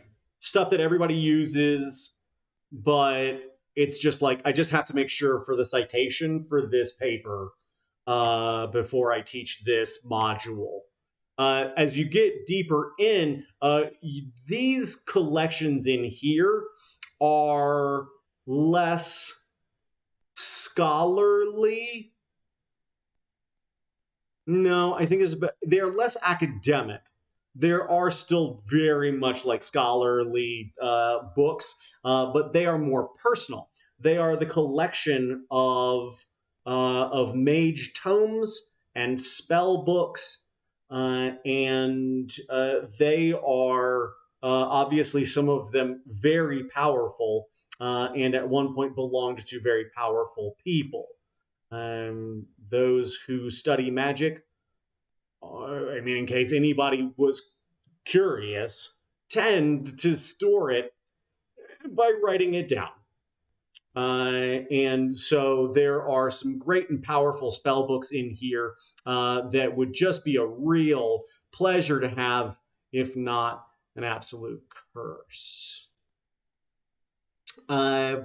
Redemption also deeper in are more ancient tomes. They are books of lore and books of history, which some of which is probably highly contested. You're not immediately aware of that, but just to give y'all sort of a preface for what you might see if you delve into those, there may be histories beyond that which are available to the public at large. And as you look over Redemption, what is your specific area of study? So this year, since he's in Prismari now, he's studying to become a flame singer. Okay. Which is performance through like performance arts, but involving elements. So elemental magic for the most part for him is what he's interested in. It's not what he. It is what he uses. Holy shit! I gave him good spells for that. He's and like in his family, a lot of it's also elemental magic. So it's just kind of a thing that he's studying. You were looking for a crypt course. Explain. You were looking for a course that a body could pass. A dead body. What? You were looking for a course that even a dead body could pass. I don't understand. That since you are already elementally adept. Oh, so it's like someone who's fluent in Spanish taking a Spanish 1 class. Okay, thank you. Yeah. But as you look around, you actually see you're primarily fire, right? No, he's fire. No, he's a flame singer who does water magic. Well, I mean, I want to be very clear here. You could be like a bunch of elements, but if you are just like focused, one might say focus fire. He's primarily fire, yeah. Okay. You walk next to a book, which bursts into flames at your presence, and as you sort of like step back from it, you can see its spine still burning faintly. And as you move closer towards it, it begins to burn brighter. And as you look over to your right, about 8 feet away, you see a mantis-looking guy, and he is really eyeing another book. It's on a different shelf, but in the same stack. And again, it is behind a mesh of patinaed bronze with a big old lock holding these two sides closed. I really want that fucking book. You both say at the same time. This is the least anxious Redemption has looked in a hot minute. He sees this book that like reacts to him catching on. It's like fear of fire, but also fire book. Sure. A tiefling who lived in hell, who's afraid of fire. Wow. As the two of you regard these tomes, Athene, what are you looking for? I think they want to stay on topic here, and then they want to look for because when it's like, isn't like his main like focus on like just like study is not really magic related. Like he likes anthropology, like culture related stuff. So I mean, he doesn't want to touch anything that because like there's a lot of stuff in here probably just by touching it could do crazy shit. So correct. He wants to stay like on topic and not touch anything that's not relate to finding out about Bad Frog. Okay. Yeah, as you look through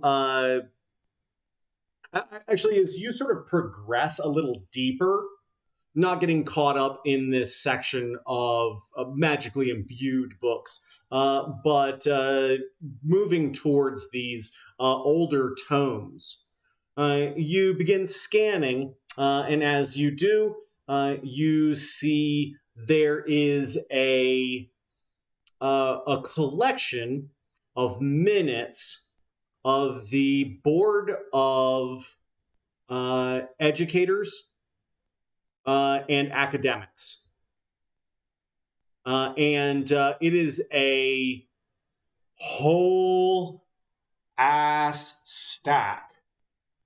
It is book after book after book after book after book after book after book, just with hundreds and hundreds of years of minutes from Strixhaven, essentially board meetings.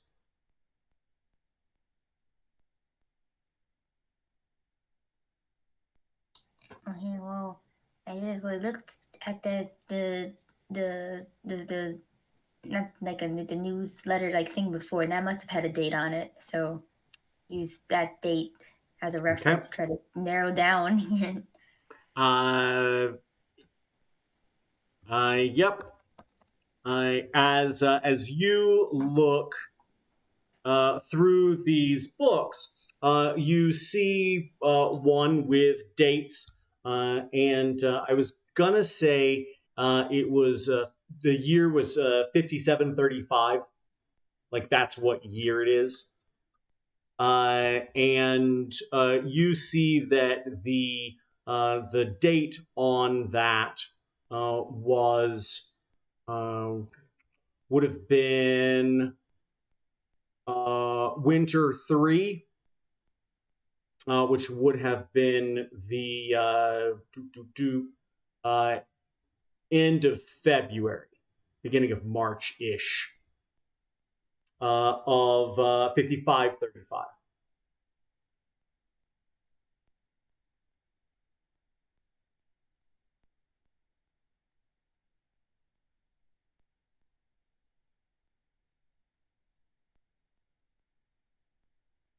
Everybody got that? Everybody know what year it is? What year is that? Sorry, my skin is breaking, so I'm getting help. I didn't hear that. The current year is 5735. Write that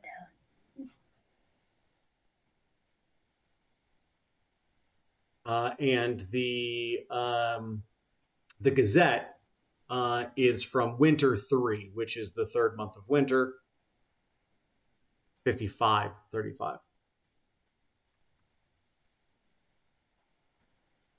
For a minute, I thought you meant that it was from the year 3.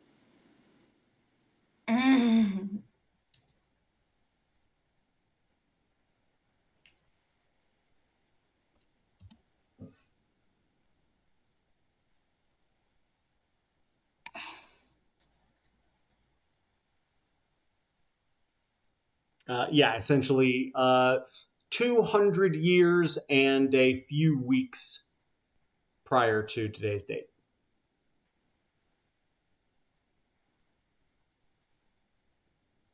Damn. Well, are the books, are they kind of like labeled by year on them? In this They book? certainly are. And they are labeled by quarter. It seems that they meet quite regularly, if not even daily, during the school year. And as you begin to thumb through these books, you go back through and you see winter. One of them is winter of 5575.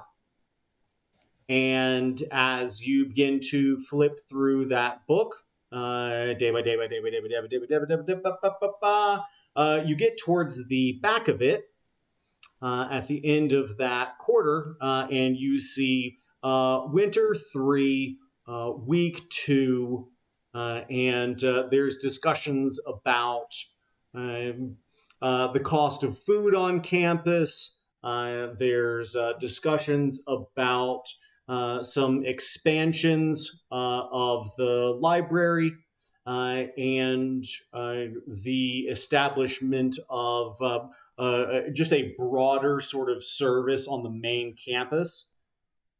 And then you see that all of the notes from the next week have been removed from this book.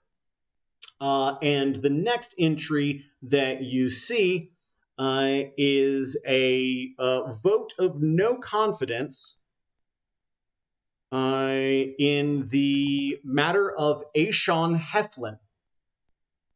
And I will put that name in the chat so that everyone can see it. Aishon Heflin was the president of Strixhaven. Ostensibly, he was the guy in charge. And in the weeks following this event, for which there are no other details, at least in this collection of notes, he was seemingly summarily dismissed. And as you flip ahead through the last few pages of Winter 3, you see no further notes about him and no further notes about what transpired during that week on campus. And then you hear turn the corner at the end of the stack that you're on. Okay. I tried to hide. I'm pretty small. Okay. Not as small as. Sure, I get it. I get it. Roll me a stealth check, please. So what was it? Was it 55, 73, or 75? It was it was 55. 75 was when that happened. Okay. 200 years ago, almost to the week. Wait, and then it's currently 57:35. Yeah, it's spring. It's spring 1, week 4. I don't mean to go get. Calculator said that's 160 years. 50. Oh, I apologize. 55:35. No, yeah. Yep. Yeah. So 50, is it 57:35 or? Currently it is 57:35. Okay. The death at the hands of Mergaxer was Winter 3 of 55:35, and this is why I don't generally introduce dates to my games. Wait, 55? Wait, 55:35? I thought you said 55. 200 years. 75. Yeah, and I just said that I said it wrong because it was 200 years ago. Oh, okay. Yeah, and that's why I don't introduce dates to games, because they get confused, even by me. I wonder. Okay. 5735 is the current year. It is spring 1, week 4.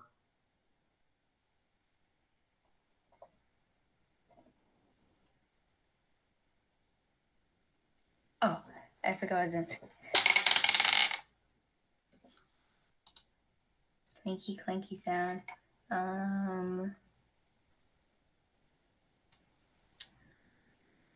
That's gonna be a 7. Magnificent. As you stand, just trying to stand as still as you can, hoping that this guy doesn't see you. I mean, he's fucking drunk, so. He looks down, and he says, Nathane. Hello.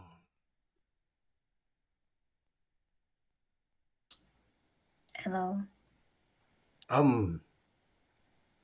He looks around. Nobody else is on this aisle with you. And he says,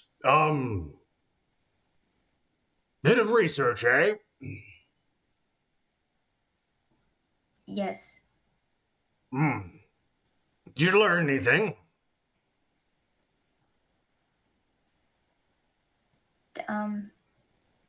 Not quite. No. Do you need help learning? That's what I'm here for. No, don't think so.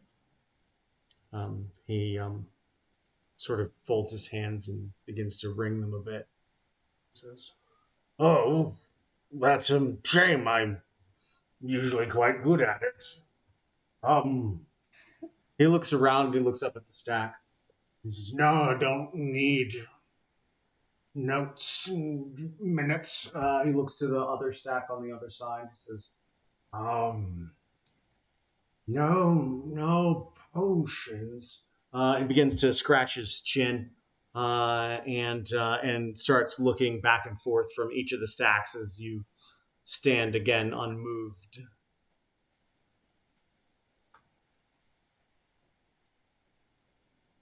What are the rest? What are the rest of you doing? Is drunk a potion guy just gonna exist in every universe now? Please, I love it. Yeah. Okay. Congratulations, you're welcome. Yeah. What do I have to roll to try and pick a lock? Generally, it's sleight of hand. Do you have thieves' tools? No. Then it'll be at disadvantage. I'm okay with that. I still want to try it. Okay.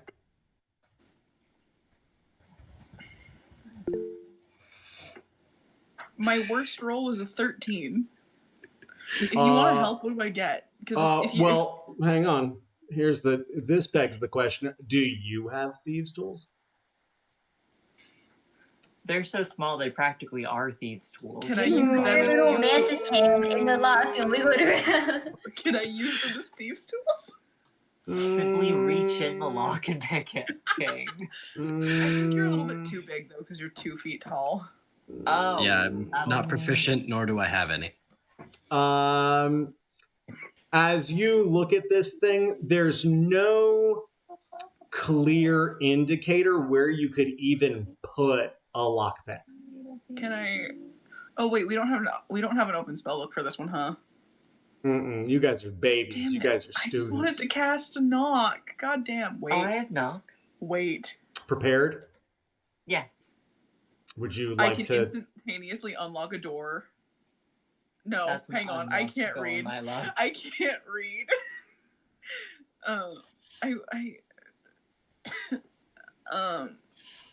Also, knock is super loud. Yeah, my worst roll. If I'm receiving the health action, can I just use the first roll I did? No, because you're not receiving the help action because they're not proficient in thieves' tools, nor do they have them to provide you.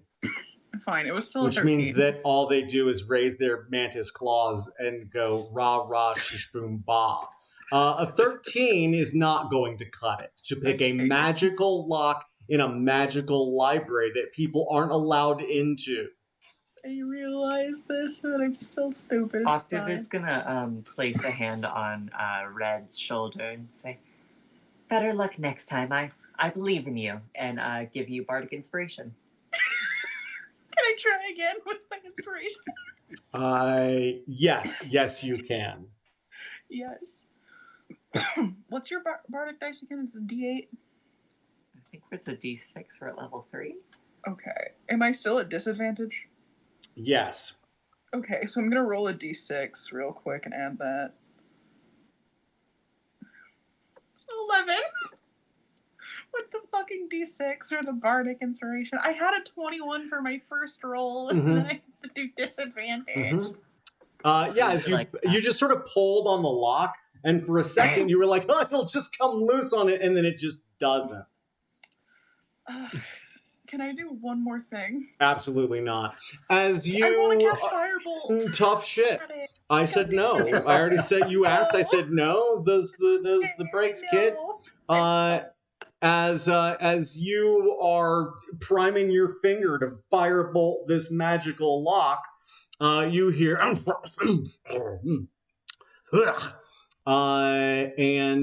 then you hear another cork pop, and you hear,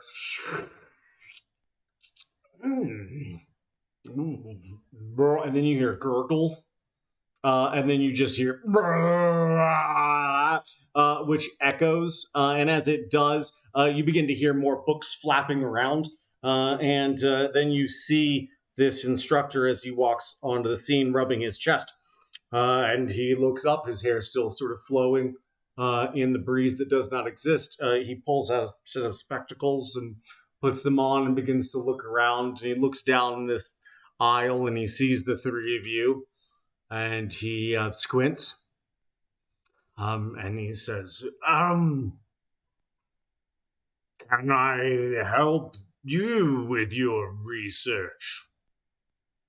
Raises his eyebrow very high in the air, higher than I can raise mine.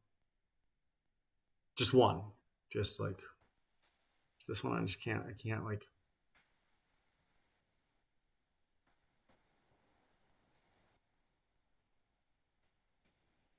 No one seems to need professors anymore. And begins to walk on.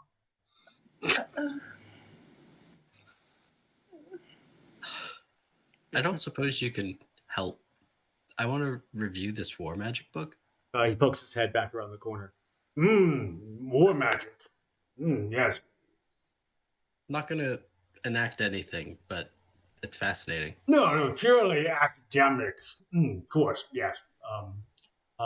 He walks over, he grabs the lock, opens, he unhooks it. He opens the case, he pulls out the book about warcasting, Alchemy for Warcasters 101. He closes it and locks it back shut. And he says, yes, do make sure it's returned before we leave. Yes, correct. Good. Wait, good luck. Yes. Oh, wait, yes. may I Yes. also ask What? for help? Yes. I'd like to review that book that is that one, and he points to the one that's been catching on fire.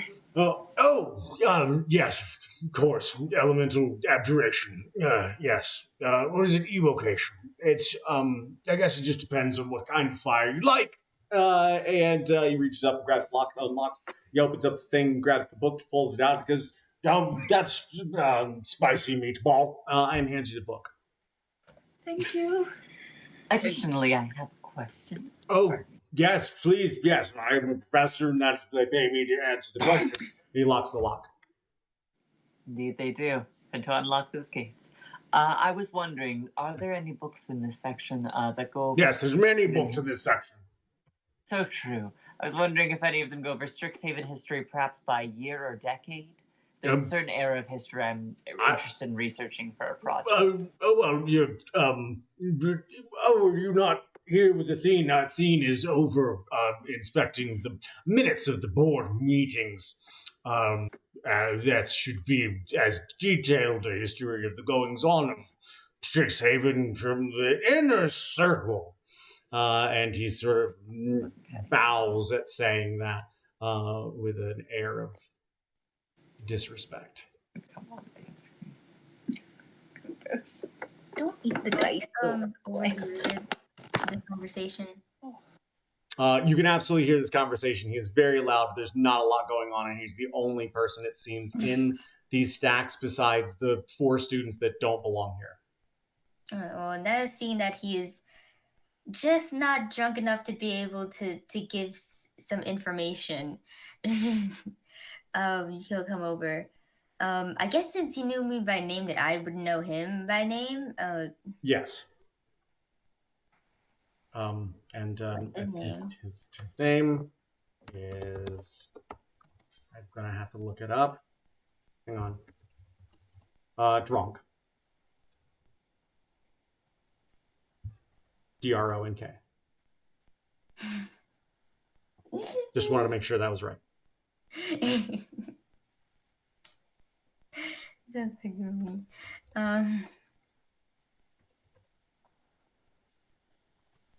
Okay, so there was Professor Drunk. Yes, Athene. How long have you been teaching at Strixhaven? Let me count the years. And he begins to count the years somewhat slowly.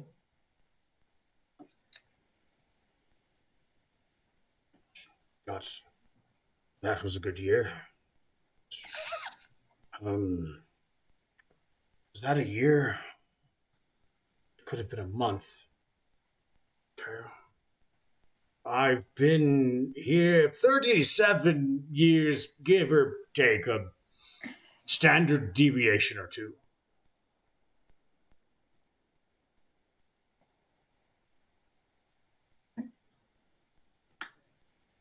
Well, you wouldn't have lived it, but do you know anything of the incident 200 years ago around this time?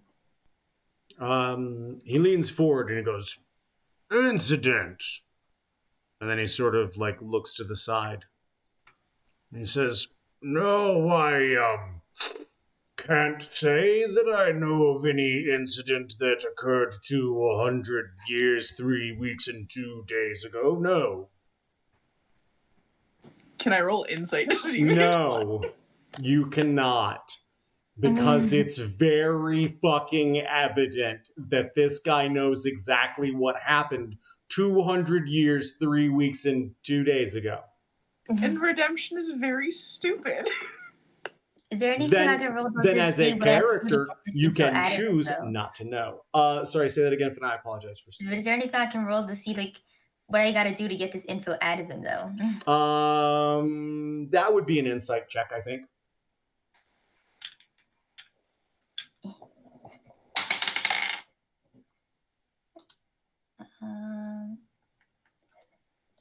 It's artificial 20. Okay. Let me guess. It's potions. It is. You have to come up with 4 potions that you would use on a daily basis. No, unfortunately, it's not quite going to be that easy. But bear with me a moment. Nope, I don't want that. Want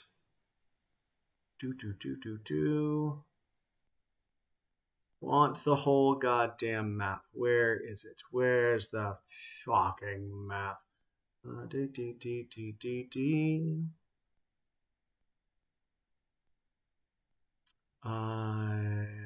Almost there. Yes. No.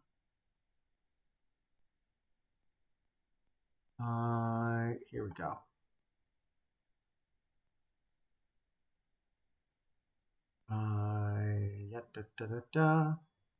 Oh yeah. He leans down and he says,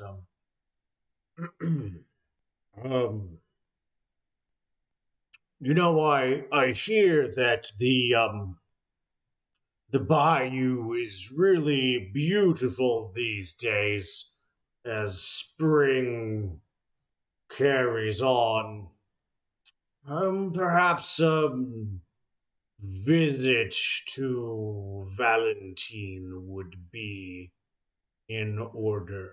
And can I get a history check from everyone, please?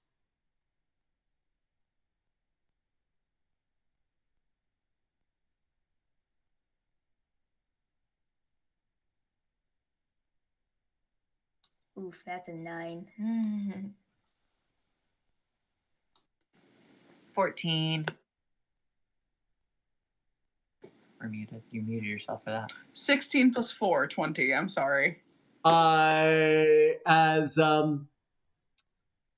Athene, as you look on, the name rings no bell. In fact, you've had no cause to visit Witherbloom College recently.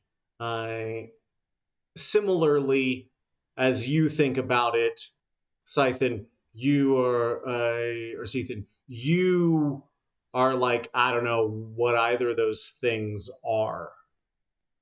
Octave, as you listen and you're like, oh, Sedgemoor, it's in the forests on Witherbloom. Then you get, I know that you're a construct, is that right? A Warforged? Yes.